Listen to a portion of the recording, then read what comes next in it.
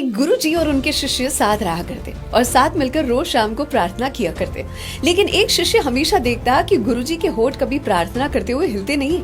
उससे जाके पूछ लिया, गुरुजी क्या आप ऊपर वाले से कुछ कभी मांगते नहीं?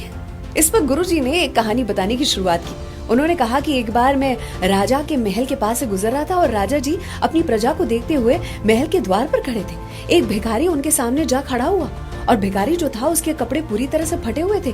उसका शरीर बुरी तरह से गल चुका था, मानो कितने दिनों से उसने खाया नहीं था। वो कभी भी गिर सकता था, लेकिन उसकी आंखों में फिर भी चमक थी। राजा ने उसे देखते ही पूछा, बताओ क्या चाहते हो? इस पर भिखारी ने कहा कि अगर मेरे आपके सामने खड़े होने पर भी आप पूछते हो कि मैं क्या चाहता हूँ, तो कुछ कहने की आवश्यकता ही नहीं है। मेरा अस्तित्व ही मेरी प्रार्थना है। इस पर राजा ने अपने लोगों को बुलाया। उन्हें अपनी गलती का एहसास हुआ। जल्दी से उसके लिए कपड़े मंगवाए, उसके लिए खाना मंगवाया, उसके लिए एक छोटे से घर की व्यवस्था की और साथ ही उसे अपने राज्य में एक छोटी सी नौकरी भी दे दी। राजा ने अपनी हैसियत के हिसाब से उसकी मदद की। अगर उस भिखारी ने मांगा होता तो सिर्फ राजा उसे खाना देता।